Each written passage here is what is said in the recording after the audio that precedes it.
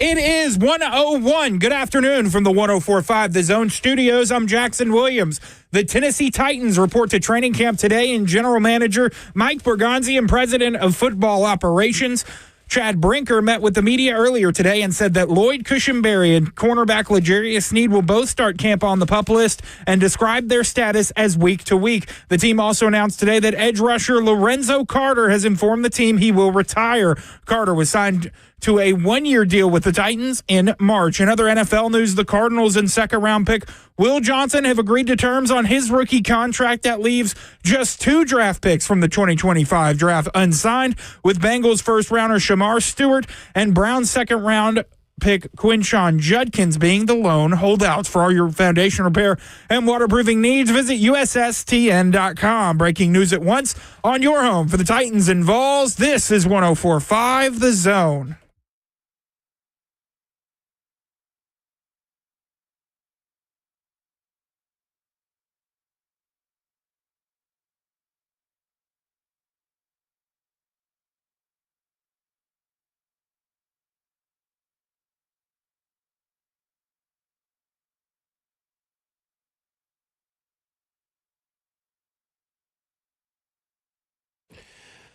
Cover 2 with Blaine Bishop and Zach Lyons here on 104.5 The Zone, powered by All Four Seasons Garage Doors. 615-737-1045 is the number.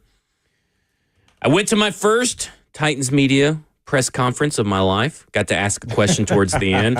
I was a little scared, a little nervous. Blacked out during the answer. I thought you just told us the other day you're not scared. I don't know what happened. I got a little adrenaline rush. I started shaking a little bit, and I thought that's how a rookie feels in their first game. Oh, practice! Oh no, you were there live. I was there live. How different it is. It is a little different. Yeah, I want to see what the grand poobah was. He might have grand pooped on himself. There you go. But I was like, I got that adrenaline rush. Like I was like, okay, I'm about to ask my question. Man. Got a little adrenaline rush going, and I think it came across okay. I kind of blacked out a little bit. I ain't gonna lie. I don't even know what was your question? Because I was listening, and I don't know. I was in my car. It was sandwiched in between the ridiculous Super Bowl. Do you think this team could win a Super Bowl tomorrow? Who asked that question? Believe it was someone at the other station asked that question. Oh, my. And then he was recommended by the Grand Poobah. Yeah, he did everything.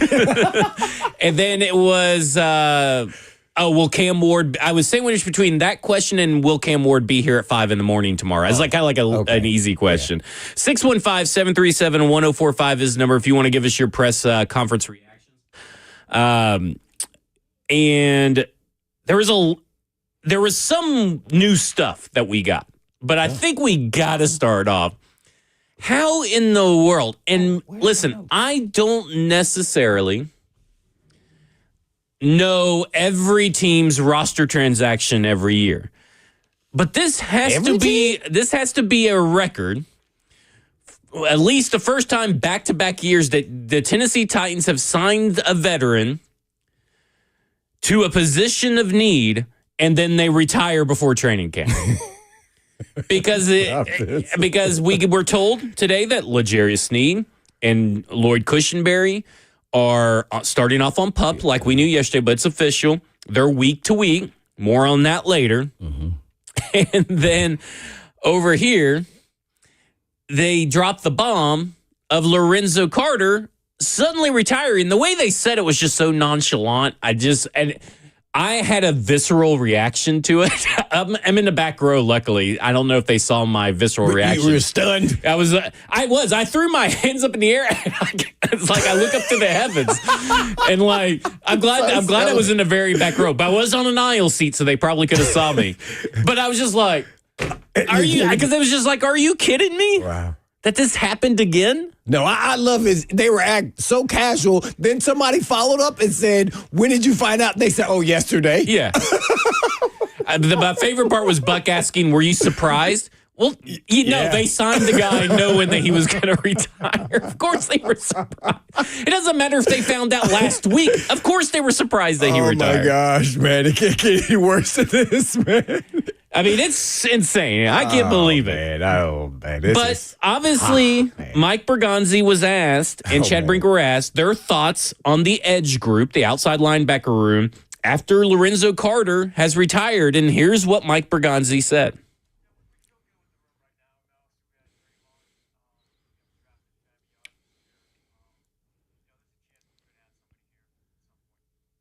So they feel pretty good, a little comfortable with it, right? Like, I mean, that's what they said. Don't know why.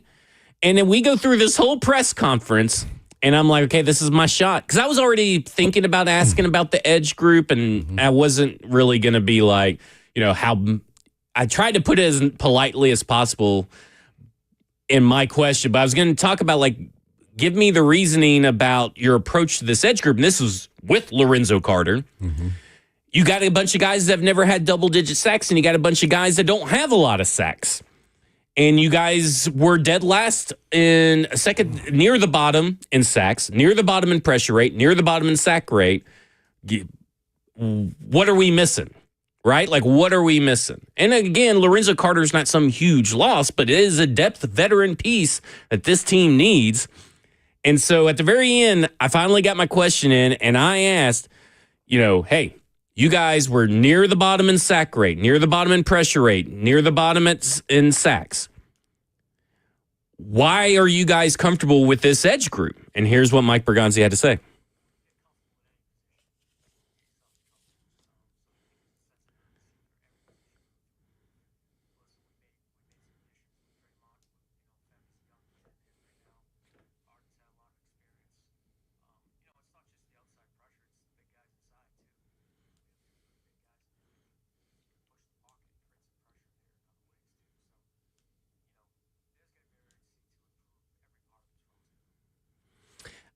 I mean, I get it, but guys, you don't have a pass rush.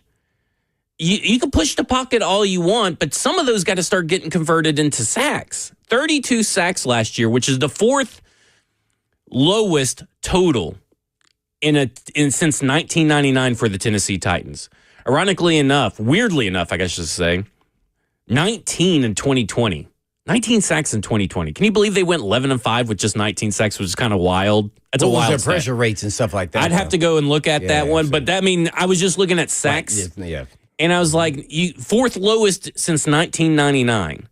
And it's 32 sacks in a league where you have to affect and listen, you can affect the pass rush in different ways and all that kind of stuff, but they weren't a really high turnover team either. So, like, you got to figure out how you can stop drives. If you're not getting turnovers and you're not getting sacks, how do you stop drives without one of those things on a consistent basis? And I have no clue where they're getting this pass rush from. Well, what if he would have answered in that we're happy with the guys we have. We're going to have to add some additions here now that Lorenzo Carter has retired. But we do like the players. I think that's what he was trying to say. He didn't say we like the players. He said we like the additions. Like, I think that's what he was referencing, because that makes no sense. I mean, their sack numbers are what they are. I mean, I don't even. I think you looked it up. I don't know how many sacks they have total of guys that are on the roster. They have to have pressure outside of quarterback. I don't know if you put number 2 as most important building the team, pass rush and offensive tackle.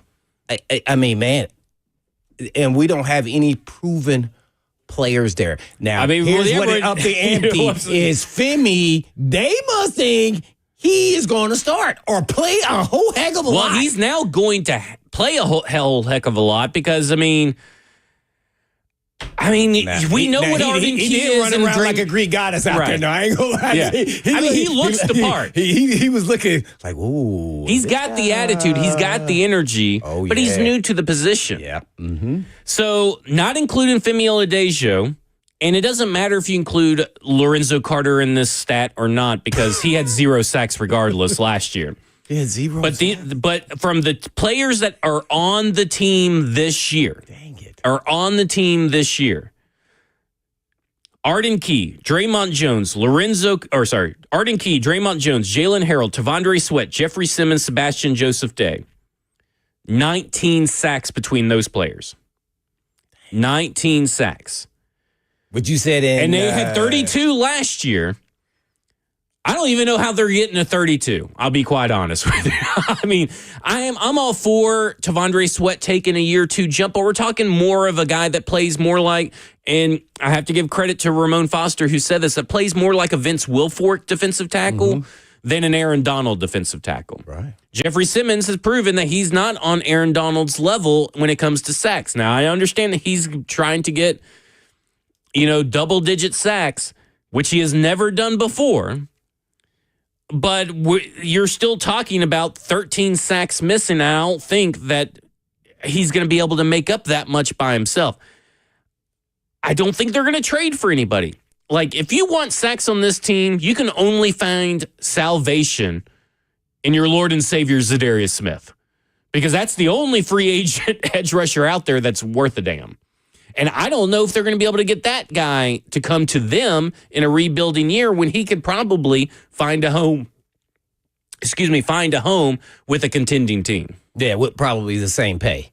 Yeah, whatever that number would be. I don't know what a veteran would get like that of his ilk. So, man, I don't know if it's $5 million, $7 million, $9 million. I have no idea. But, I think they're probably going to try to go through camp and maybe find some gems and maybe look for some trades, as you mentioned, but or get a veteran guy in here. But you want to let these young guys get some reps. So I think that's why there's no desperation. I think they can find another Lorenzo Carter. I think they're going to try to get sacks by committee. I think they were going to go 4 or 5, all the guys, because they had no elite pass rushers. So I think that same model is going to still hold true for them. They're just going to try to find a gym, maybe.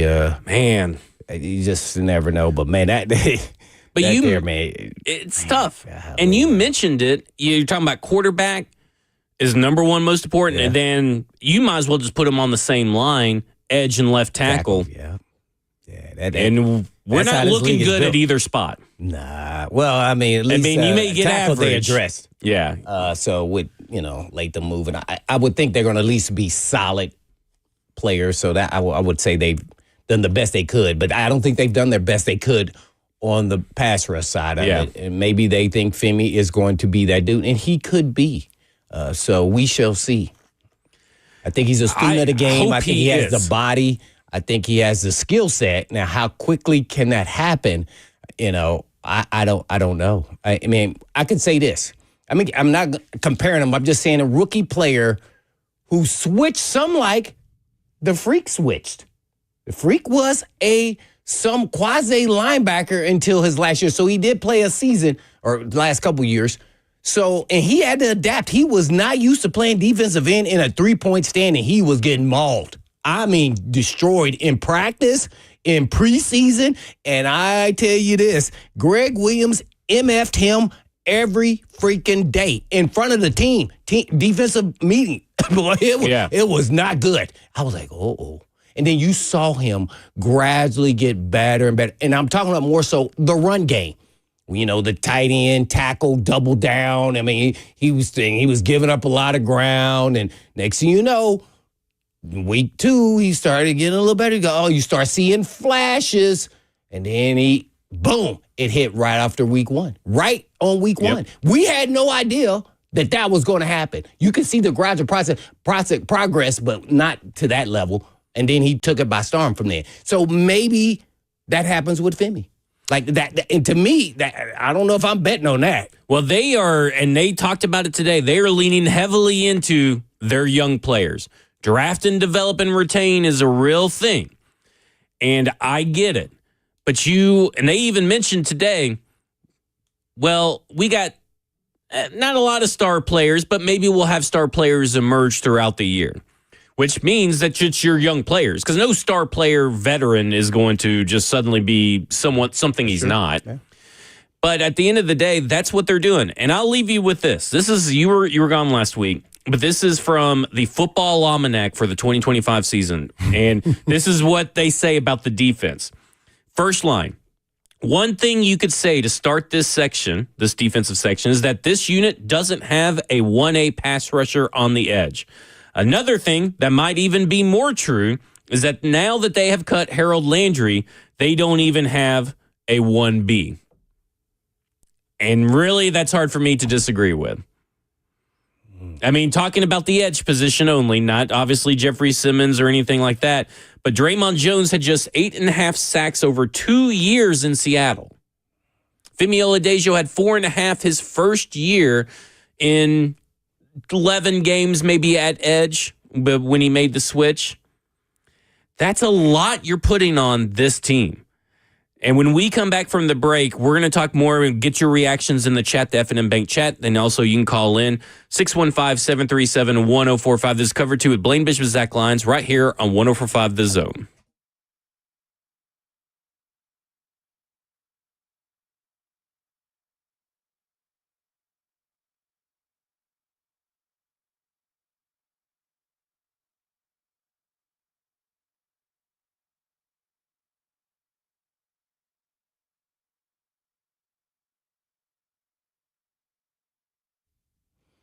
Man, life is full of work, family, meetings, vacation, and somehow I'm supposed to squeeze in the gym.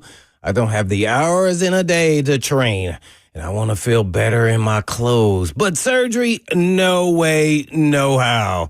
I just want something that works, and I mean fast. Enter M-Sculpt Neo at Edge Peptide Therapy. 30 minutes, no downtime, real results. M-Sculpt Neo is the most advanced body sculpting technology available, merging fat reduction with muscle building in one effortless session. I said it. No surgery, no downtime, just results that speak for themselves. M-Sculpt Neo is your secret weapon, building muscle and burning fat faster than traditional workouts alone. It's like doing thousands of sit-ups or push-ups in 30 minutes without breaking a sweat. So you need to book now. You get 2 free sessions, and all you have to do is just give them a call at 615-724-1878. That's 724-1878.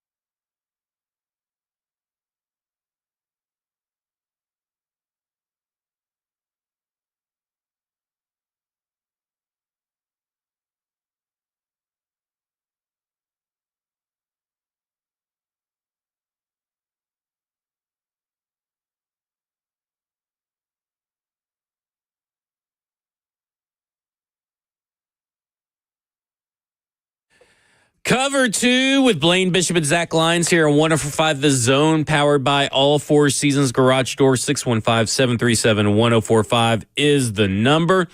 And I have to say, feels good to have something to react to.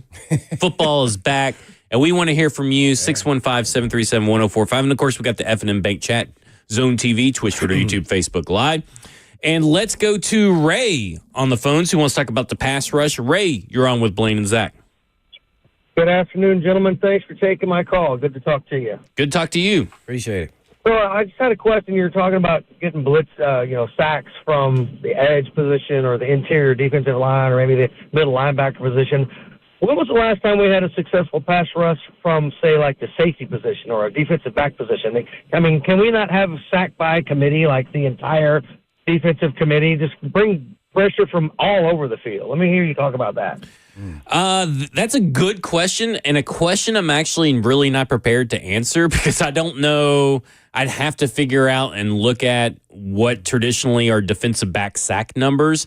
I don't think there's that many teams that employ a high rate of defensive backs heading into here. I know they sent Elijah Molden a few times, Logan Ryan a few times, and some guys from the safety position have blitzed too. I would say, but I don't know if it's a really high rate league wide. Well, I think what he was referencing is more just in totality, bringing linebackers, safeties, corners. I think under Vrabel, you kind of didn't know where guys were coming from. Maybe that year 2 or 3, it was a point in time, man. It was like a lot of guys had 4 sacks. Even Roger McCreary had a couple sacks. Playing nickel. So I think it's implemented, especially when you're doing zone blitz schemes, and that's kind of where you disguising things, and they don't know who's in. They put their protections, and then they turn the opposite direction, get a free runner. So, because really, even under Vrabel, the Titans haven't been a heavy blitz rate team. They definitely weren't last year. They were near the bottom in that as well.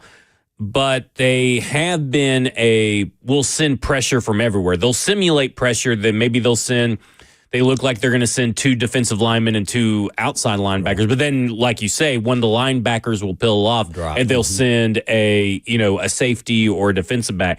I'm not sure how often the Tennessee Titans did that last year. That's something I'll try to put together this week, maybe at some point, and circle back to that. But I do remember Logan Ryan, Elijah Molden, Roger McCreary. Typically they sent the slot guy, whoever was in the slot. And I do remember, I feel like even last year, I feel like the Tennessee Titans, didn't they have someone get a sack that was in the backfield? Is it Brownlee? Roger McCreary had a sack last year. Yeah. He's the only non-linebacker so Roger McCreary. So it seems like they pretty much did the same thing. Now they did send pressure from the back end. Amani Hooker had 5 pressures last year. Roger McCreary had 3. Of course, one of those was a sack. Jarvis Brownlee with 2.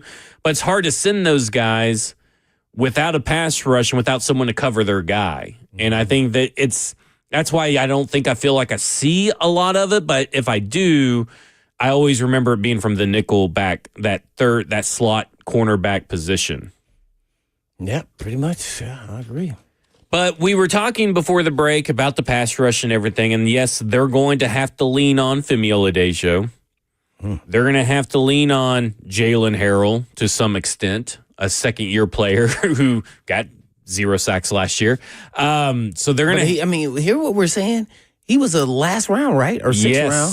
7th round. 7th round. Yeah, that depending on a guy like that who didn't have any production in his first year, it's not like he showed glimpses. Yeah. That's where we're at. I just think they should have signed a veteran guy during the offseason. And that's the problem. Even if it's mid-level, you got to... Here's what they were trying to do. Yeah. To me, you cut Landry probably plus the price, what he was making. All right, you go sign somebody, same ilk of him, but half the dollars. So $7 million. I forgot what he was making, 12, 13. He was up there. And that's what I would have done. Because you already needed another edge rusher. They probably think regardless. That's what he is. Yeah. But, you can't depend on a converted linebacker guy to be the guy. Yeah. To me, I look at it and I go, you're relying on a 7th-round pick. You're relying on a 2nd-round pick this year that you just drafted that has only played 11 games at edge, maybe 10. But he's only played a limited number of games at edge. And you're relying on Draymond Jones, who's had 8.5 sacks at the edge position over the last 2 years. And you're relying on Arden Key, who we know he probably tops out at 7.5 sacks, but he also can't do run defense. And it really seems to me that they're really focusing heavily on run defense and trying to put teams in obvious pass situations. Does that help your pass rush when you're in obvious pass situations because you can pin your ears back? And that's, to me, I know you can, but it also seems like you're putting a lot of eggs in one basket that, if we stop the run, they have to pass. Well, I mean, they had issues there stopping the run. So eventually, as the season went on, they started having issues with it. So, and if you can run the football, then you can throw the ball. So they said, we got to find a way. If we can't get any elite passers, we're going to have to be able to stop the run. So I think that's how they got to where they're at now. And I thought they were, statistically, their stats say that they were somewhat middle of the road. I kept saying, I don't see that. But that shows you where stats sometimes can deceive you. Like middle of the road in yards. Well, the defense or the offense had a short field. It was. There's some holes here, man. That's just not making me feel very comfortable going into the season. They're depending on. It shows you they are finally committed, in my mind, rebuild, because they're depending on some young players to develop as the season goes along, because they're not developed right now. Not until you see them in action and how they handle it, do you know? And so we're going to see whether it's a receiver, Femi, who's going to be the linebacker, and even Winston Jr. Hey, he's now full go, has a lot of talent, can be really good. His talent is, he may be the most talented safety they've ever had, even over Michael Griffin, just on talent. But we all know talent, doesn't mean everything. Will Levis has the most talented quarterbacks, and he wasn't a better quarterback. No. So it's what's in between the ears and how you execute in the moment in games. So we shall see. But man, this makes me nervous. I know. I feel like, man, if we get to 6 wins, I'll be pretty happy. Well, I look at it, Blaine, and how can you come off the season that you just had on defense and know that you're letting, 9 sacks last year from Harold Landry walk out the door? And we both agree, Harold Landry's a 1B, right? He's a 2. He's your edge 2. But it's kind of like when they did this with Danico Autry under the Rand Carthon era. They let Danico Autry go and they didn't replace him. They're letting Harold Landry go, and unless Femi is going to be just totally unbelievable his first year, and maybe there is a chance, they didn't replace another sack guy again. So you're still in the hole when it comes to sacks, right? That's the thing. It's kind of like when they drafted Isaiah Wilson, or when they chose to not re-sign Jack Conklin, and then they drafted Isaiah Wilson. That created a ripple effect at right tackle. And right now, since letting Danico Autry go, they have created a ripple effect at pass rush. And it feels like they're just digging themselves further and further in a hole. And what evidence do we have of Ben Bloom, who is the offensive linebacking coach, developing these players? Because, maybe Jalen Harrell gets 3 sacks this year. That would be a jump for what he did last year. That would show some development. But we don't have real tangible evidence that Ben Bloom can develop who they drafted, because it is draft, develop, and retain. So a lot of this is going to be on. Also, Tracy Rocker, too, taking Tavondre Sweat to the next level, taking Jeffrey Simmons to that next level. Now, a lot of this obviously is on players, right? But I was about to say. A lot of it's on the players.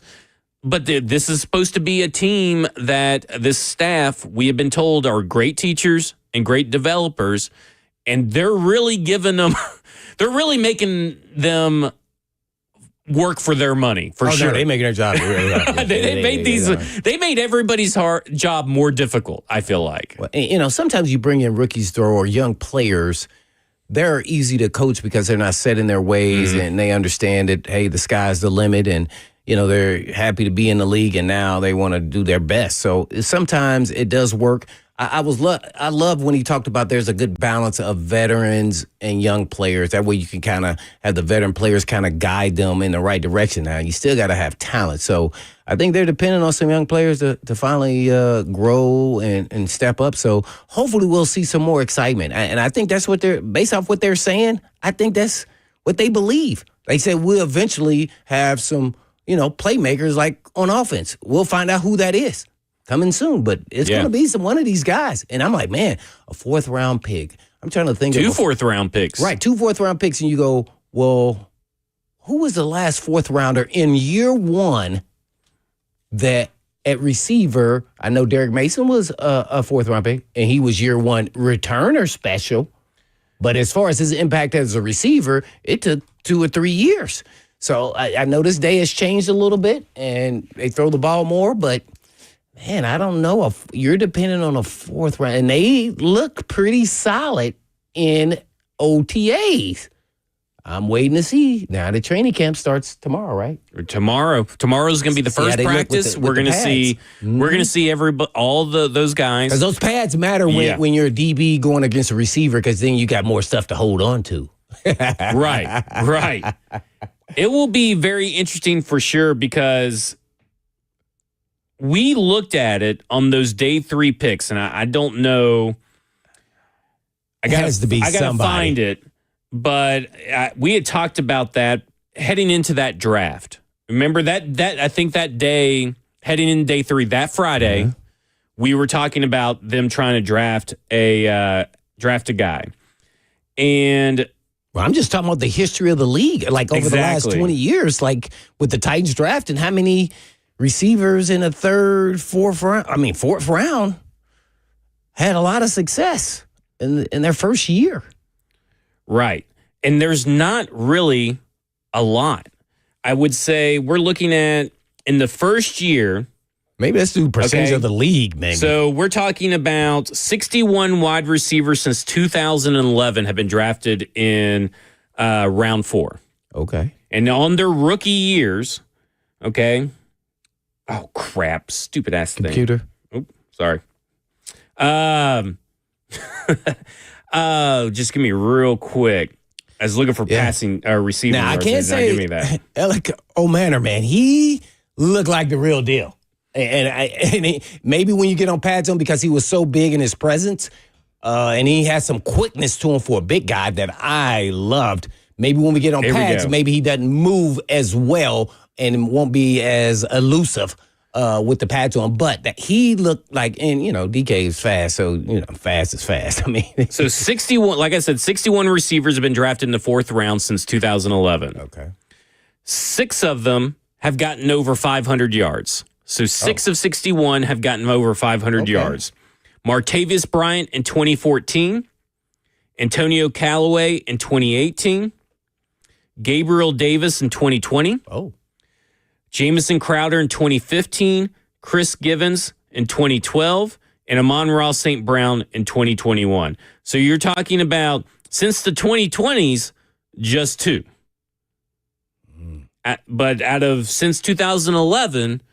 61, 6 out of 61, so a little bit under 10%. Get at least 500 yards. Now, listen, if you get 2 of these receivers, Alec O'Manor and Chimere DK, to both have 480 yards, you're talking about having a complete season for one wide receiver. Then you got Calvin Ridley, you got Chig, you got whatever, Van Jefferson, Tyler Lockett. That's not bad, but if you have 400 yards from one wide receiver and then 180 from the other, that's probably not good enough for this team.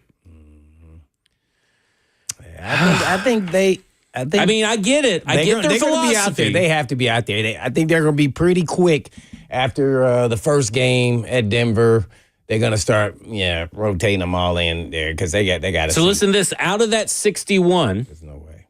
Out of that 61, 36 of them 36 didn't even reach 100 yards their rookie year.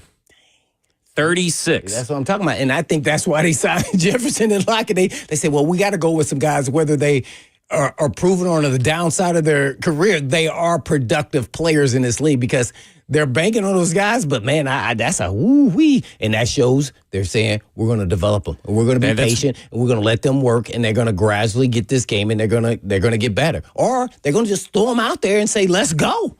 And we got to live with the bad. They mentioned a lot at the presser about the young players, rebuilding, patience, and they were specifically asked about, okay, you're saying all this about Brian Callahan, saying all this about patience and everything.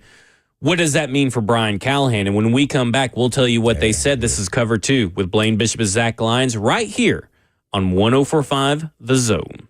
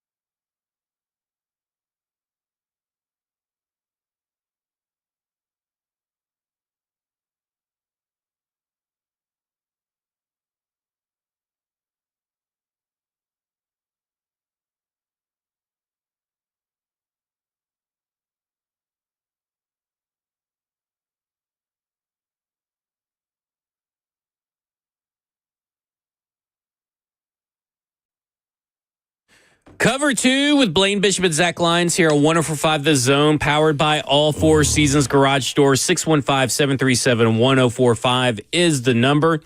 Just to reiterate, and we'll kind of put a bow for now on this sack discussion or this edge group discussion.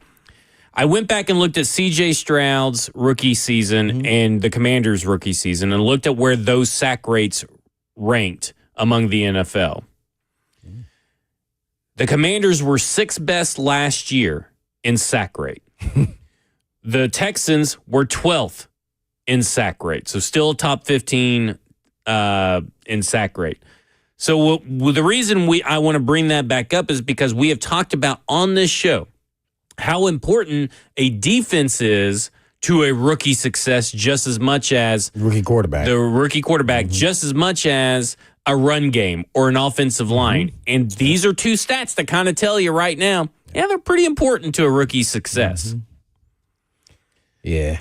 And we don't have an elite pass rush, and we got an average, let's say, run game. Right. And we don't, besides really unproven players at wide receiver, pretty much. But, Lockett and Jefferson. But, yeah. A guy who's somebody coming into the game like, okay, we got to make sure we contain him. We have nobody that the defenses fear. Yeah. That's just unbelievable to me. Like, It's crazy. When you can come in, D coordinator's going, hey, man, we laying that child, we getting after him. Except for maybe Mike Vrabel, who's notoriously bad against rookie quarterbacks. So, well, some coaches just, that just kind of sticks with you. But yeah. Hopefully that continues this year. All right. So Chad Brinker and Mike Bergonzi were both asked in regards to this kind of theme of patience. What does patience mean in regards to Brian Callahan's job security? This is about Teron Davenport. They really didn't answer it, but they did give us some insight into where maybe Brian Callahan has improved and what they're looking for. Here's what they had to say.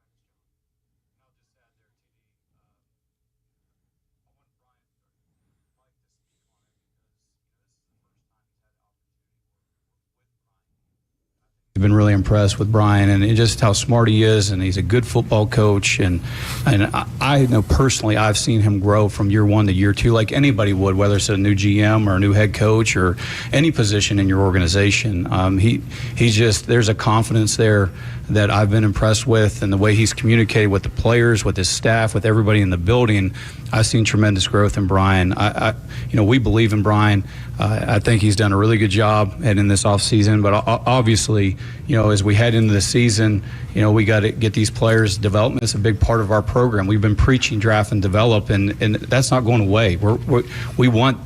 We need to have coaches who are just the best teachers that we can possibly find that can help these players, reach their potential. So by year 3 of a rookie deal, we know what we're dealing with. Is this a guy that we can really build a future around, or do we have to replace it, with another younger player or somebody else? So the development piece of this is essential, and I've been really impressed with Brian from the coaching, development, and just the whole understanding the big picture of how to run a football team. I mean, they didn't really. They gave you insight, at least Brinker did, because he's been here 2 years. I mean, and Mike Bergonzi was just speaking on what he's seen so far. But they did speak upon the improvement that they've seen from Brian Callahan, but not really touching on how much patience are you really going to have? Because that was the essence of the question. That was the exact question was, what does this patience mean for Brian Callahan? Mm-hmm. This draft, develop, and retain. Not answering that question kind of leads me down a road, Blaine, of not answering the question kind of answers the question. Ooh. What are your thoughts on that? Well, I thought he eloquently said what he needed to say at this point in time. He's improved. He's growing as a head coach, communicating with all sides of the ball. He talked about like developing players, but ultimately you want your head coach to be the CEO. And I think that's what he was referencing throughout that conversation. So we shall see based off. I wish somebody would have followed that up and said, okay, well, how many wins are expected? I know they were, nobody's going to explain that or say that, but they could say, hey, man, win the most games we can. But ultimately, to save his job, if they're into a patience develop, what does that mean for him if they win, 5 games? Like if they win 5 games, I saw Vegas, that's why I use 5. It says 5.5, I think, or something like that. So, so does he then hence keeps his job, or is it really more so about how the team actually looks? Are they getting better, even if they're still getting beat? Are they in games? Are they getting blown out of games? Even if you still win. So it's yet to be determined, and then, you'll see how it all plays out here. But he could have all the tools and be a young, smart guy. And sometimes it just doesn't work out that way because of timing. Timing's everything. So if you're being patient with the roster, then to me, that comes with the actual coach. And most coaches, you don't have that. They don't give you that time. He was asked about what he wants to see from this team in training camp and what I believe this is the one we're about to play. Is he was asked about what the expectations are for the season. So this was several questions later after the Brian Callahan one. But this is what Chad Brinker had to say on what they want to see from the roster in training camp and the expectations for the season. We talk about this a lot: smart, tough, dependable. We got a lot of work to do. That was the emphasis of the off-season program is, don't beat yourself. We did that a lot last year. We got to eliminate the pre-snap penalties, and it just seemed like every time we had an explosive play last year, it was being called back for some mistake that someone made. And you get what you emphasize in this league, and the off-season program was really about improving in those areas. But we just Mike and I talked about this a lot. I mean, we want a big, fast, physical football team, and obviously you want them to be smart and tough and dependable as well. But that's what we're looking for. This is a tough game to play, and we're trying to find those guys who can show up not only every day during practice and perform, but especially on game day, you got to be able to come up, step up and play, make plays for the team. Okay, I guess that wasn't the question that I thought it was going to be.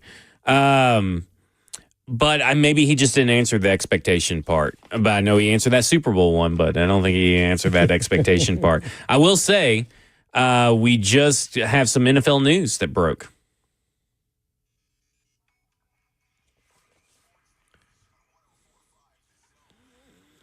It has been announced that the Honey Badger is calling it quits. He's retiring from the game of the NFL, so Tyrann Mathieu is going to be retiring as of right now. Yep, the Honey Badger. He was a fun player to watch, both in the pros and in college. Yeah, he really was. Oh, man, especially in college when he was doing like punt returns and zigzagging all over. I mean, him and Percy Harvin were kind of those guys that were like must tune in.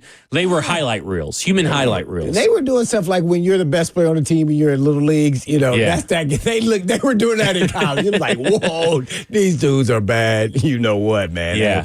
So the Honey Badger, man, it'll be interesting to see where he stacks up, man, because he was a playmaker, not only in the run front, but also in the pass game with picks. And he was with New Orleans, right? He was with New Orleans and all that. Orleans, so had him retire. Phillip Rivers retired yesterday, who I already thought had retired. I did too. Lorenzo Carter retired.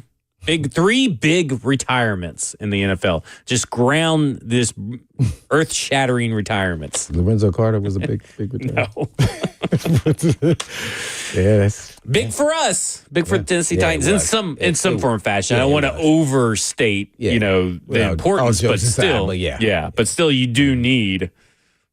It affects your Tennessee Titans, that's for sure. Mm-hmm. We'll see. When we come back, we're going to talk about what Brinker and Bergonzi had to say on Callahan's offseason program, utilizing what they have on the roster and how this offseason has fit their vision of patience, because that's all about leaning on those young players, and that's a lot of pressure to put on those guys. It's Cover 2 with Blaine Bishop and Zach Lyons right here on 104.5 The Zone.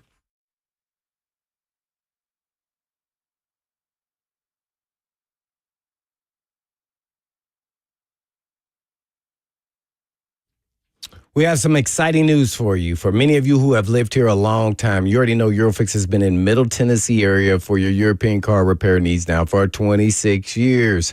We've all gotten to watch them grow. And I don't know about you, but I love watching a hometown business take off.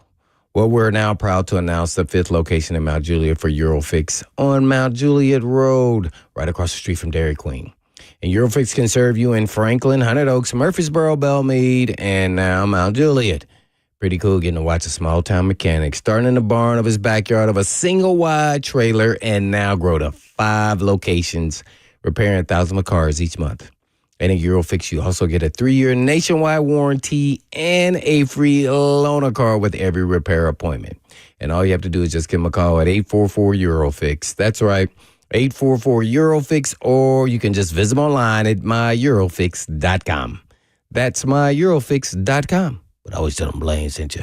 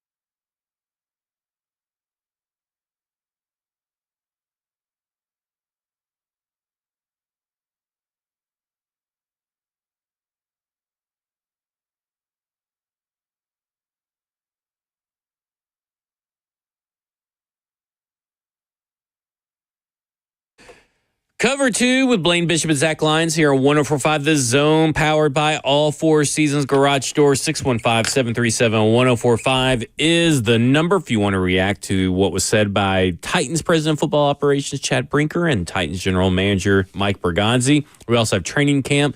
Players are... look at you. He did it. He did from Boston. I heard him. Yeah. Nope, you don't get a pat on the back when you just do it every 10 times.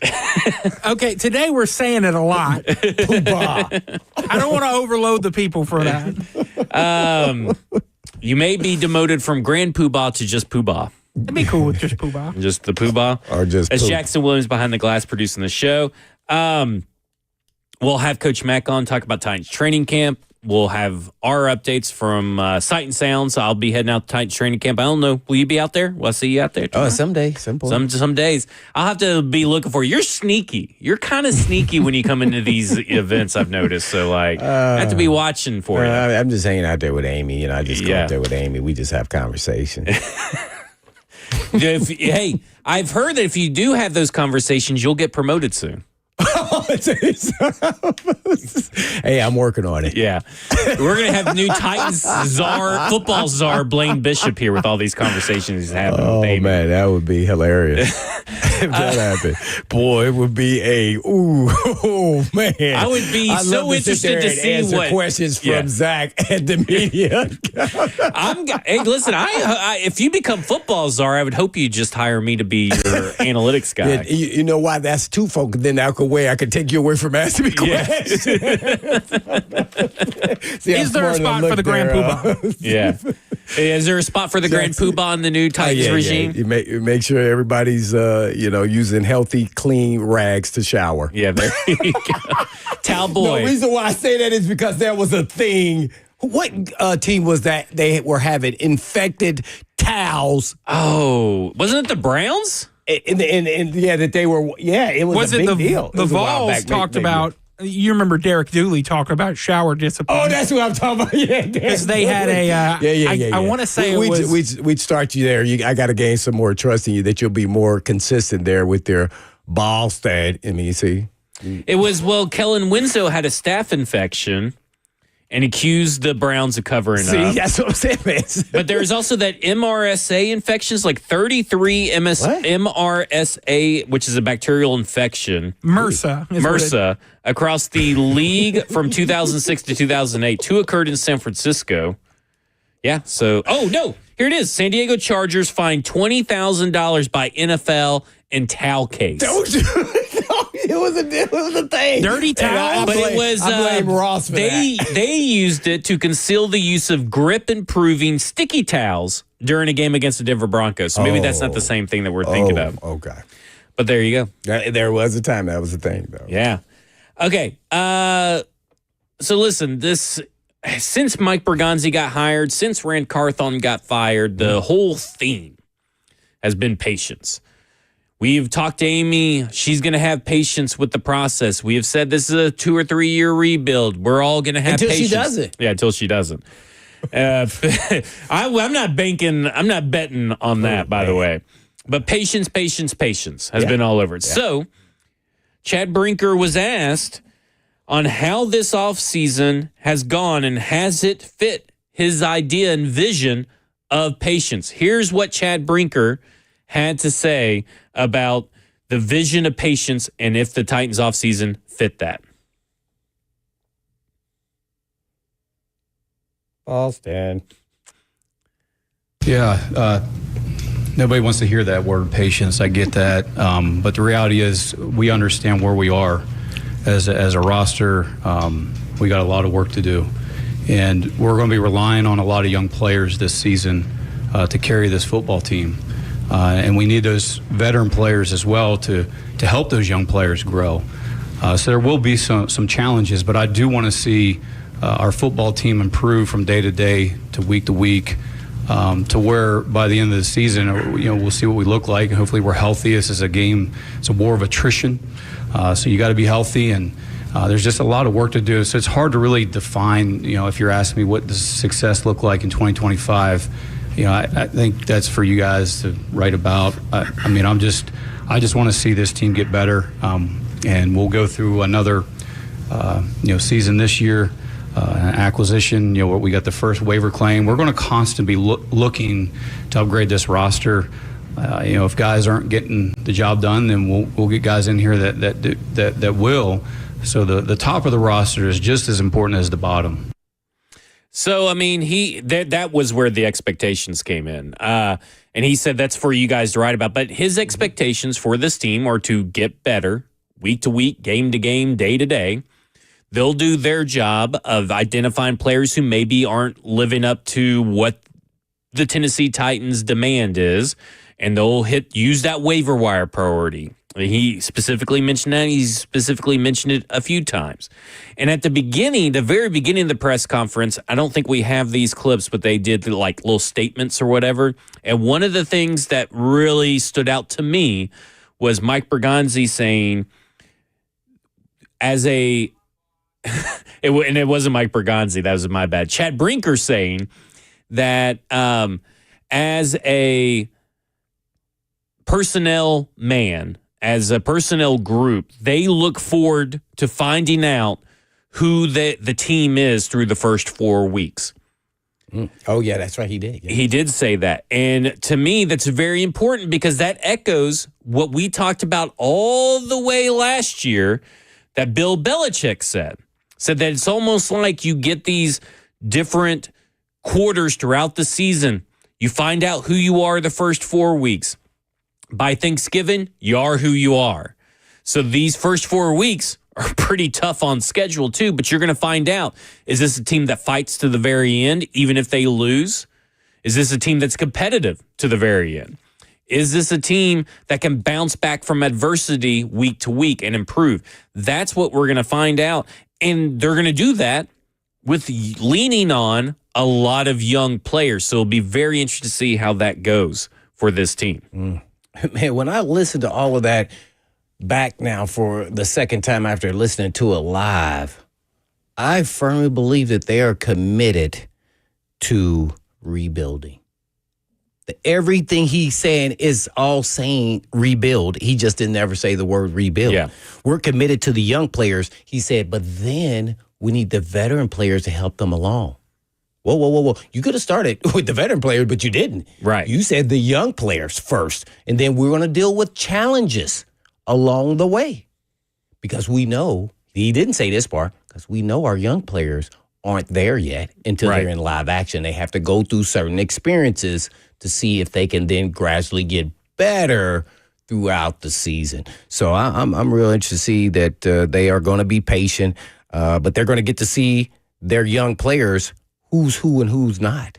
Because we all know nobody's been 100% on the draft. Right. So we'll see who's ready sooner than later. And then how does some of the, let's say, second, third year guys who determined that may step up that we didn't expect? Who's the surprise guy? Like, there's always going to be a guy that comes back, I know what I need to work on now. I'm going to show him. It's going to be somebody. Whether it was an undrafted guy, it's going to be somebody. So I'm interested to see all that. It will be really interesting because, like you said, not every draft class bats 100, right? Like you never really, I don't think, even the 2019 draft class still had DeAndre Walker in it. Mm-hmm. It still had Nate Davis in it, and Nate Davis was fine, but he wasn't what you needed him to be. But you look at this kind of situation, and they are leaning. They are rebuilding.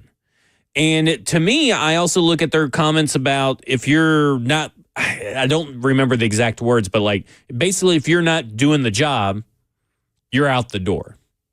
And I have been real critical, really even in the John Robinson era, of them not churning out the bottom of the roster, those final 10 roster spots on a 53-man roster throughout the season, or even the bottom 10 of the 90-man roster throughout the season. And they've started churning out some guys. You know, they brought in one running back, Tyrion Davis-Price, and then they brought in Jordan Mims, and they let Tyrion Davis-Price go. But, like, they are churning that bottom of the roster, and I want to see that. I want to see them utilize that number one waiver wire priority because you could find your backup quarterback on that waiver wire at some point. You could find not a 10-sack guy, but you may find a 4-sack guy. Whereas you had previously, before Lorenzo Carter retired, 2 0-sack guys. So every little bit helps when you're doing this waiver wire. So I'm very anxious to see that. Let's go to the phones real quick. Let's go to Gorilla, who wants to talk about this rebuild. Gorilla, you're on with Blaine and Zach. Gorilla. Hello, long Gorilla. time ago. Yeah. Can you guys hear me? We can hear you. Yes, sir. Okay. Hey, Blaine, I told you a long time ago, man, when two men agree on everything, somebody's not necessary. And I typically agree with you on everything, but this day I'm necessary. I disagree. I think what they're doing, Blaine, is I believe that they're tampering expectations for the season. I believe that they're all in on winning, possibly making the playoffs.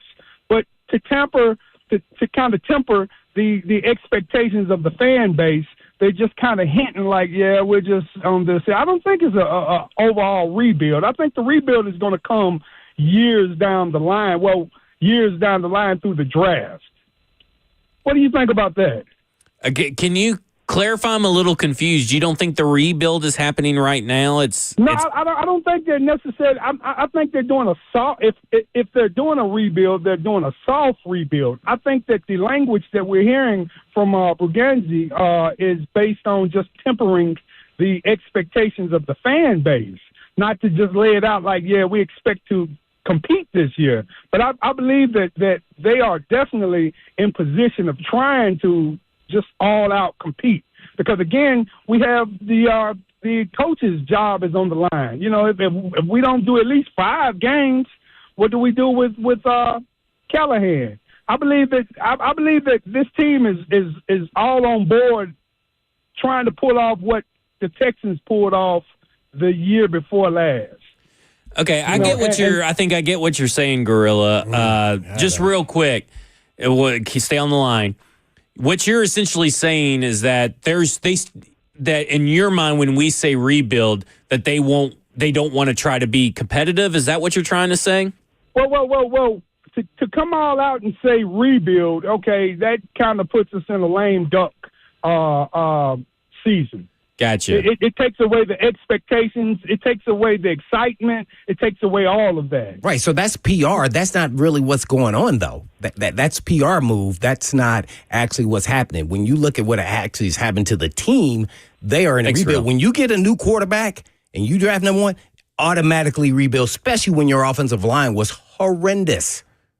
You could be a rebuild on the fly, right? Oh, you can't. No, I believe that too. But it doesn't mean you can't. I think was he tapering expectations? Yeah, I mean, you have to do that. But also, this team ain't good. Yeah, it's the 28th best roster as recently decided upon by ESPN. They served 2 teams. And let me be honest, I'm kind of surprised they were even at 28. I mean, let's be honest. Excited they were 28. Yeah, 28 is a win for the Tennessee Titans. They're not last, is what I tweeted. Yeah. Not last. Yeah, but this is a team that could change as the season goes on. He is right. They are tempering expectations. But there should be no expectations for this team. That's why they're tempering it. Yeah, because they're telling you, they told you just a few months ago, plain as day, in a presser, this is a 2 or 3 year rebuild. Now, it does not mean that, hey, Cam Ward hits, Dan Moore hits. There are those magical seasons, as we have seen from the Commanders, from the Texans, where everything just works out in your favor. And maybe that happens. But I will say, even if that happens, they're still rebuilding. You can have success during a rebuild. We're not trying to say they're not going to be successful. I mean, I don't know. I mean, like, he mentioned 5 wins. If they don't get to 5 wins, well, 5 wins means you're rebuilding, right? Like, I mean, like, after a 3-win team. Yeah, you're still rebuilding. You're on the rise. You want to see improvement. I'm all for that. But this is a team with missing 2 edge rushers, missing at least right now, as far as we know, 1 linebacker. We don't know what the left tackle is going to look like. We have no clue outside of Calvin Ridley about where any of these wide receivers and what they could be this year. We don't know when L'Jarius Sneed is officially going to be back, or Lloyd Cushenberry. They both are hopeful they'll be back by September. So we don't know a lot of stuff about this team because it's rebuilding. And we're not going to have some of these answers, but this is a rebuilding year. And they're hopeful that some of these guys, their development is on the fast track. Yeah. They don't know because that who it is changes gonna be. everything, Yeah. right? Like if Shimray DK turns out to be Tank Dell, Right. that changes everything for Cam Ward. That changes everything for this offense. You now have a vertical that threat outside of Calvin Ridley. If Elikiah Manor turns out to be Anquan Bolden, then you got a guy like that. But that's not realistic expectations for right now. And I don't even think they're tempering expectations. No. They're setting proper expectations for this fan base because they didn't do that last year, and it bit them in the butt. Yeah. And then they got the cosign from the owner, I think, and say, hey, we need to be patient. At least for this year. Right. at least for the month of July. We'll see what the month of September looks like, or August then September. Then we'll see how it goes. And all things aren't apples and oranges to me when we keep comparing them to the Commanders. One thing is totally different. Veteran coaches. These coaching staff had no experience at their new positions, no experience as head coach, no experience play calling, no experience as a DC, and no experience on special teams. So that's the difference between the other team, the Washington Commanders, and the Titans. That's why it's not a fair comparison. Right. They know what they were doing. They had success. And your special teams has improved now. Their coaching staff had not. Yeah. Now, maybe they learn from everything. But again, I'm not putting all my eggs in this basket saying that they have all learned and they're all going to prove. We have to see it. Right now, as fans, you should be under see it to believe it mode. When we come back, we'll talk to Coach Mack, Titans Radio, for our weekly Mack Attack. Talk to him about training camp. This is Cover 2 with Blaine Bishop and Zach Lyons here on 104.5 The Zone.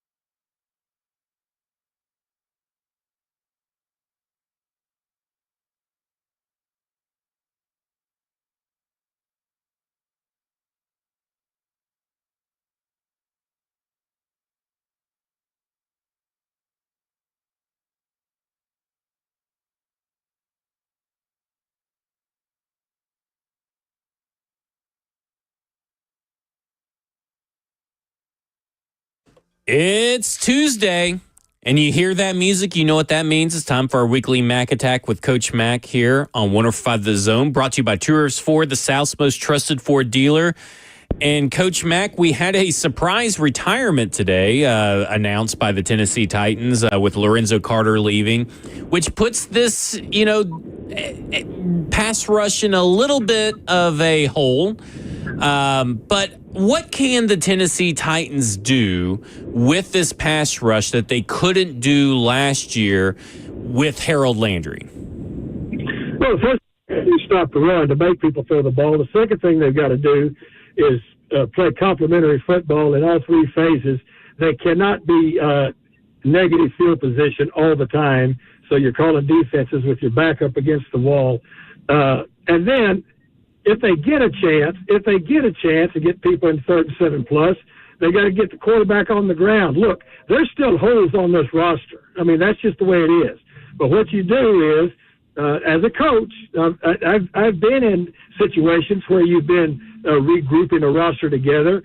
You do what your players can do the best, and that's what the training camp is for, is to find out what they do the best, and then you throw it out there and go play. But you can't just start panicking because you don't have everything filled at once. And so, but it has to be, they've got to play much better complementary football, first of all, than they played last season. I think everybody agrees with that, starting with the coaching staff. So all of that stuff goes together, guys. You know that. Brinker said he has seen tremendous growth in head coach Brian Callahan, who's headed into his second season with the team. Have you seen that kind of tremendous growth from Brian Callahan? Has he looked a little bit more comfortable, a little bit more vocal with where he is at as a head coach? Well, look, I'm not in their meetings, so I can't tell you day to day. I know that all the interactions I've had with him, he's very competent, he's very smart, he's very confident. But look, I was a first-year head coach, and when I became a head coach, I asked for a lot of help. And you still don't know everything that's going to come at you as a first-year head coach. Sure, I mean, he's got a much better idea of the totality of what's going on. I think he's got a pretty good grasp of his football team now. He's got a rookie quarterback, that they've chosen, and so. But to me, as a coach. And again, I've been through all iterations of coaching, from assistant coach, through a coordinator to the assistant head coach to a head coach. You experience growth every year.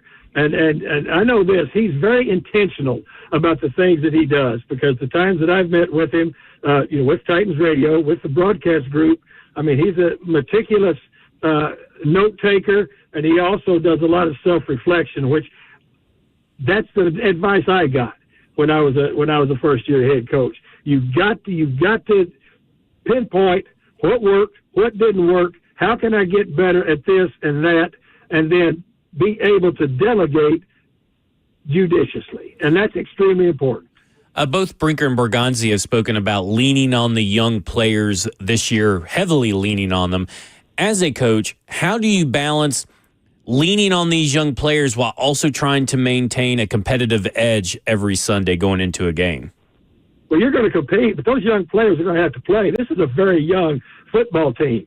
I mean, they've rolled this roster quite a bit, and they will continue to do that. They're going to continue to chum this roster, throughout the season. That you guys know clearly. I've heard you talk about it before. You both very savvy about what goes on with, they've got the number one claiming spot for 3 weeks. For 3 weeks into the season, they will take advantage of that. This roster is by no means done, and it won't be done. It won't be done when the final 53, not final 53, that's a wrong statement. When the 53 deadline comes, they're going to constantly be chumming this roster. But that's the way they have stated. When Mike Borgonzi was hired, they are going to draft, develop, and retain. And so.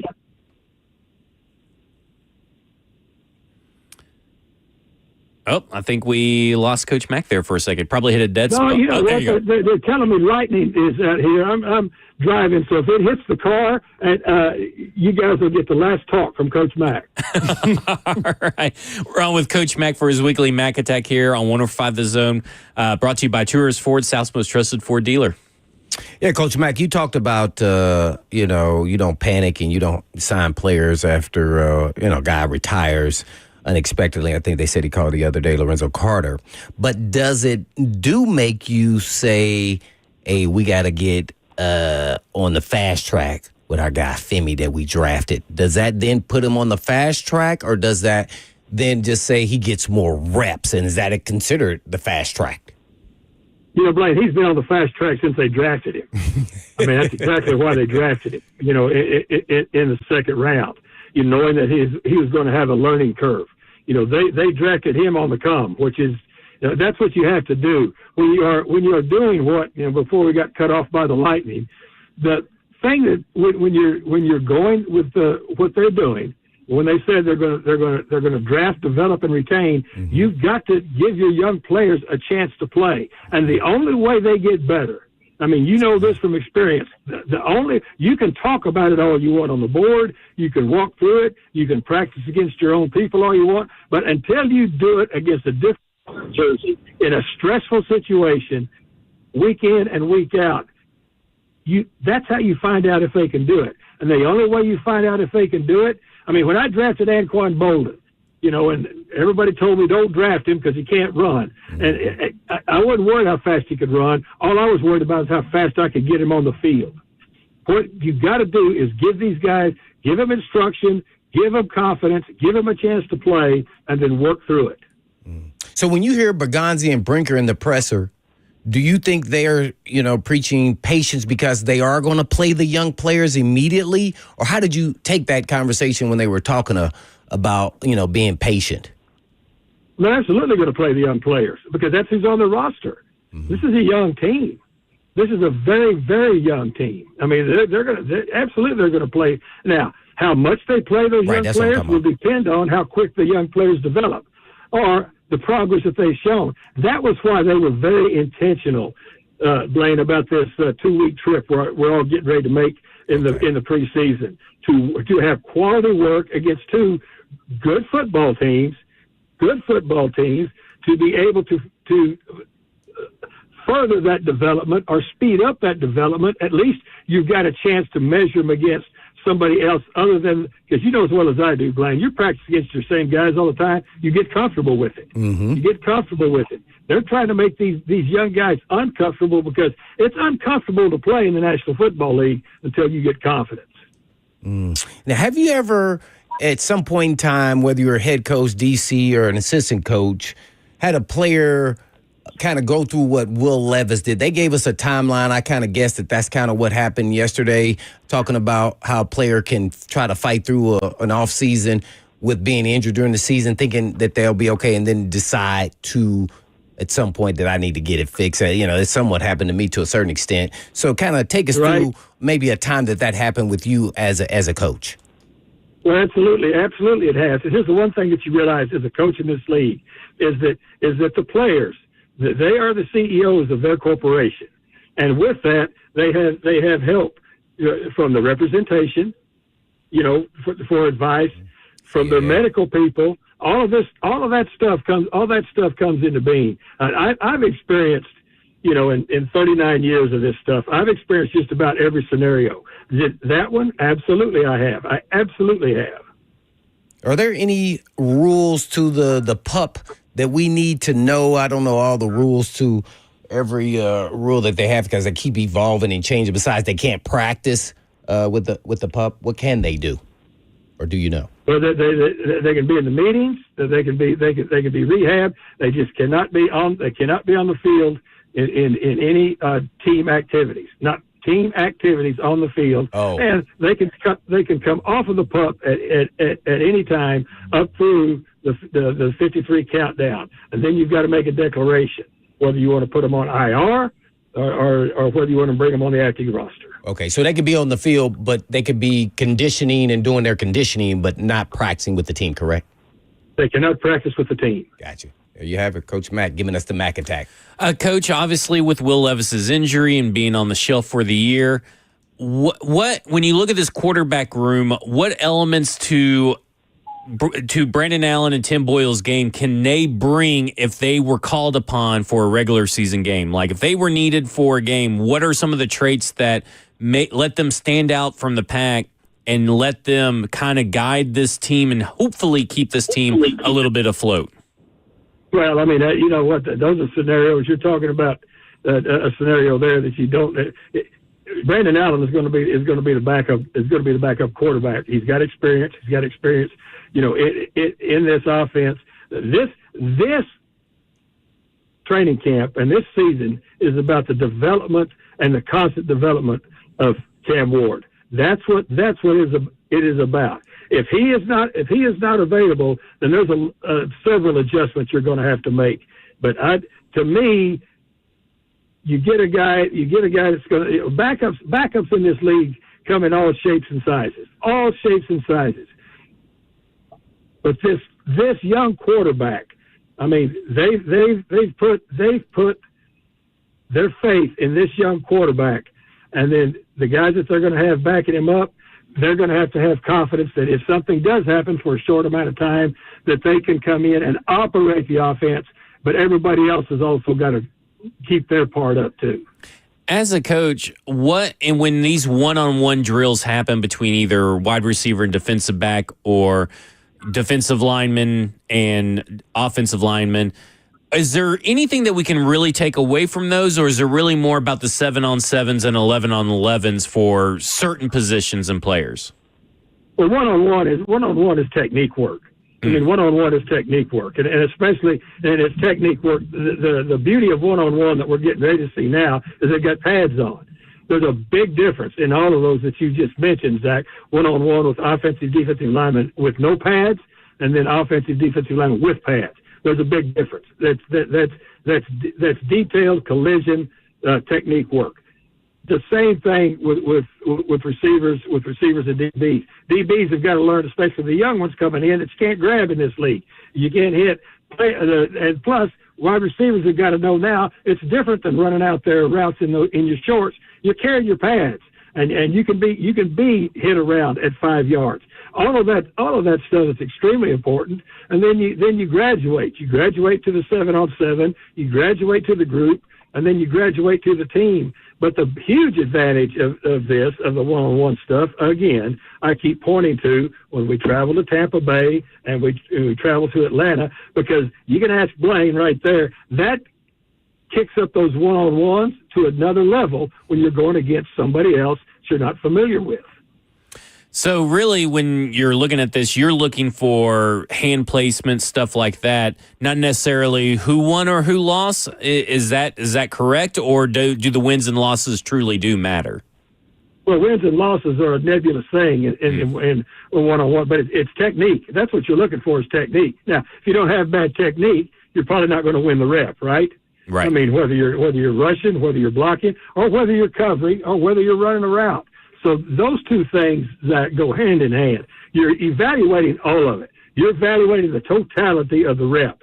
And in training camp, every rep is scrutinized, and I promise you, it's scrutinized hard. All right, tomorrow is my first training camp experience. I'm going out there. So give me some advice as I head to my first training camp experience. You've been to a county fair before, haven't you? I have. Jack? Many a times. Don't try to ride every ride at once. You can't. All right. Okay. That you can't. Concentrate on one position. Concentrate on one position. Don't start trying to see If you try to see everything at once, you won't see anything. Go into it with a plan. Who do I want to watch? Do I want to watch the quarterbacks? Do I want to watch the receivers? Do I want to watch the defensive backs? Do that. And then when you go to the team segment of it, don't look at the ball. Watch a position. Get specific when you're there. And here's the other thing that I would always say, and most people don't like to do it, but if you really want to see how it's working, watch it from the back of the defense, because then you can see spacing. All right, that's some good advice. I'm going to take you up on that advice, so I appreciate it. Coach Mack, Obviously, Titans Radio, official Titans podcast as well. Brought to you by Tours Ford, South's most trusted Ford dealer. Coach Mack, maybe I'll see you out there tomorrow. You will see me. See you, Blaine. See you, Coach. All right, when we come back, we'll talk about some updates on L'Jarius Sneed that they gave us, and also Traylon Burks and Brandon Allen and Tim Boyle. This is Cover 2 with Blaine Bishop and Zach Lyons here on 104.5 The Zone.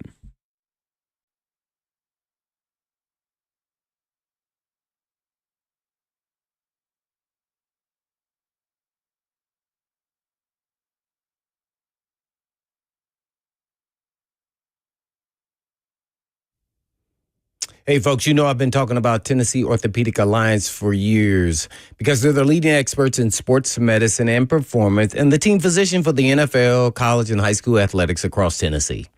And TOA provides sports medicine coverage to more high school and college sports teams than any orthopedic group in the state of Tennessee. They have 29 locations throughout the state and over 100 physicians throughout Middle and East Tennessee to take care of all your musculoskeletal needs. And TOA has 11 urgent care locations with walk-in availability 7 days a week. They offer direct access to sports medicine and performance, physical therapy and nutrition, personalized rehabilitation plans to enhance mobility, reduce pain, and improve overall physical function for patients recovering from injuries or surgeries. As well as TOA also offers sports performance training, a specialized program designed to enhance athletic performance and provide tailored training solutions for athletes at all levels. So you must check out their services at TOA.com. Yes, that's right. TOA.com for more information.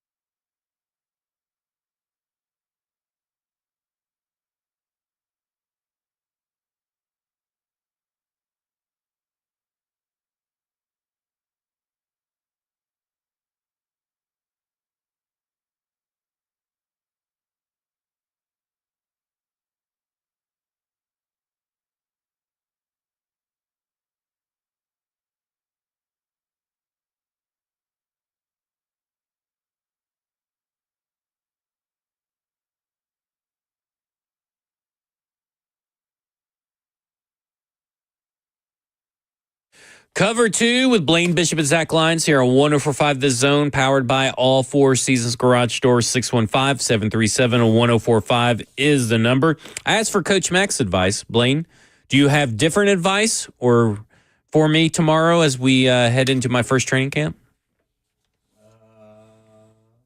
That's what I do. I just focus on the group I want to focus on, whether it's wide receivers, O-line, D-line. You can't watch everything. And it's hard for me because I always want to watch the skill guys. Yeah. Because that's what's bringing excitement, just like a fan. So I kind of gravitate to that. So well, that's what I do at the Senior Bowls. I watch wide receivers and defensive backs because that's how I go that side of the field. So I think that's what I'm going to do tomorrow is, go wide receivers and kind of go comfort zone first. Then maybe I'll switch over to offensive line the next day. What you got, Jackson? Do you have advice for me? Yes.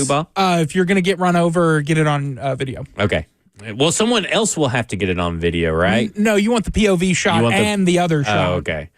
Well, hopefully I'm not in the that frame, I guess, wherever I may get ran over by another player or drill or anything. I think I'll be okay. Spatial awareness, I guess. We'll see. We'll be testing my spatial awareness. Swivel. Yeah, head on a swivel, as they say. So I did want to touch on just real quick. The Mike Bergonzi was asked on if the Levis situation was a surprise in the timeline of the decision.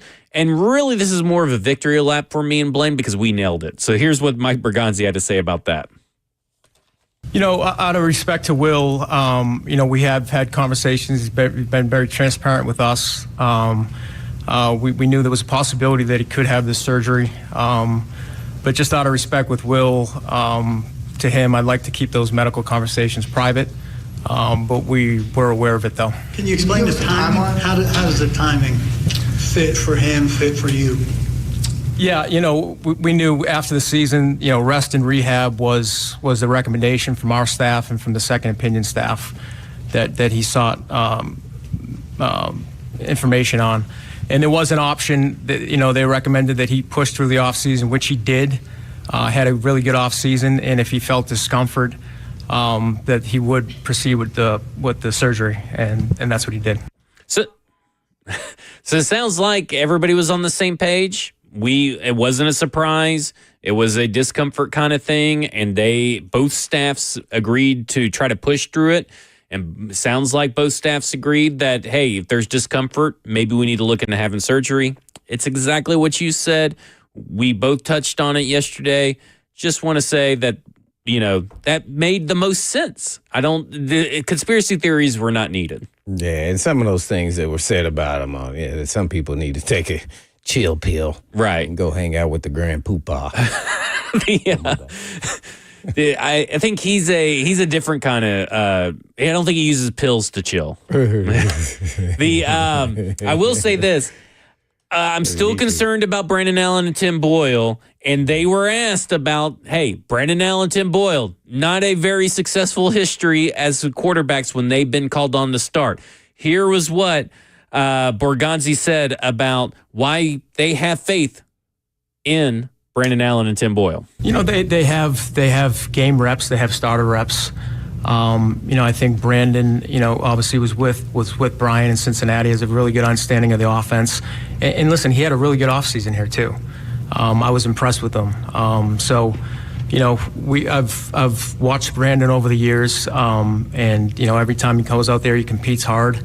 We're going to continue to evaluate that position, like every position in training camp. So they're going to continue to evaluate, but they're not adding anybody as an immediate response to Will Levis. So we'll see if they add someone later. But I look at this, Blaine, we kind of talked about it. They didn't really seem to be interested in trading Will Levis. That was their words. And now they have bumped up quarterback 3 and quarterback 4 to quarterback 2 and quarterback 3. And I mean, if having game reps is a qualifier to be a backup quarterback in the NFL, I mean, that's okay, but they have not been good game reps. I mean, quite honestly, to put it bluntly. Yeah, and I think they're putting a lot of stock into, head coach Callahan working with Brandon Allen. But man, I forgot he was even in the league. I mean, because he was a third, and most third guys you don't know their names. Right. I only remember because he did play in the SEC, right? Yeah, only sickos really know. Yeah, so especially a guy just, that was drafted in like 2015 or 2016. I'm not happy with what they're doing there as far as the backup quarterback. As I mentioned before about relationships, and can't let relationships and knowing you got to go watch him play. Yeah. My eyeball say he's a 3 and maybe not even that. Yeah, because there's been times where he's not even been the 3. I mean, maybe there's a lot of times where he's been on a practice squad or he's been cut, not even on a team. Like this isn't to me, this isn't Chase Daniel, right? This is not a Chase Daniel situation. This is not a Case Keenum situation. This is just not even close. Yeah, to try to put it politely, this is just a bad situation. Yeah, I would be stunned if he plays and they won a game with the way this team is built. Oh yeah, I mean that then goes back to that, and I understand everything's about Cam Ward, but if Cam Ward would go down with injury, then not everything could be about Cam Ward then, right? No. All right, and they did give an update on L'Jarius Sneed. We got some clarity about the L'Jarius Sneed situation, and here's what Mike Bergonzi said on what's been going on with Sneed himself. He did have a cleanup on his knee in May, which set him back a little bit, but he's making progress here. He's really worked hard. He's been here during the summer. So he's heading in the right direction, and like I said, we'll hopefully get him back here soon. Guys come back from cleanups in May to be ready for the start of camp pretty regularly, if I'm not mistaken. You saw the other side of the knee in Kansas City where the Chiefs gave up on him. I mean, what's the level of concern with him being able to be a contributor for this team come September, plus with the legal issues hanging over him? How good can you reasonably feel about him at this stage? Listen, I've keep in contact with LJ all the time. He's worked really hard to get back, and I feel really confident that he's going to be back. Can you kind of take us into what that working hard looks like? What are you seeing from him? What are the details you can give? Well, he's continued to be here to rehab. He's been here in the summer, which he didn't have to be, but he's continued to do that, to rehab and to really work. And I've been in constant communication with him, so we feel good that he's going to be back here at some point. Is the hamstring over? I mean, is the quad over with now? Is it all knee? Yes. Right now, he's working his way back from the knee procedure. So it's a knee. It's the knee that we've all known about since he played at Kansas City. But this is not the quad. The quad is fine. But now everything that we're doing is because of a knee cleanup in May. And I thought that the questions that were followed up with were very good. Mm-hmm. We got some good, thorough answers, I feel like. Week to week, though, still for L'Jarius Sneed, huge, important part of this defense. But, I mean, if I'm a little confused about this whole, why is it taking so long for the knee scope? Is it because he's had prior injuries and prior concerns with that knee? I don't know, but what were your thoughts? Well, first and foremost, I don't know. You guys tell me. I don't remember him. He said that he got a scope in May. That's in the off season. So did we get a report that he had a scope in May? I don't recall. I don't remember. But I forget things. I know remember. But so that's where it starts for me. That I never knew that he got a scope on his knee. Right. Especially coming from the guy that just said at a camp, healthy I've ever been. As healthy as I've been. I don't know. Do you? I don't remember them giving us any information about him having a scope in May. I thought he did have one over the off season, like earlier, like March or earlier, like February. But no, I in May had no idea. Did I just mishear it? Did he say he had a scope in May? Right. He said he had a scope in May. I never heard that. Yeah, see, that just more mysteries just abound sometimes. So I don't know if his knee acted up because the quad was weak and was rehabbing. He was, and then it kind of flared up or something. I don't know. So that's just miscommunication. Maybe we'll get some more information from Brian Callahan tomorrow. His press conference is like 8:45 in the morning. Then we got practice. I'll be out there. Other than that, it's been Cover 2 with Blaine Bishop and Zach Lyons right here on 105 The Zone. 3HL's up next, and in the meantime, And in between time. peace.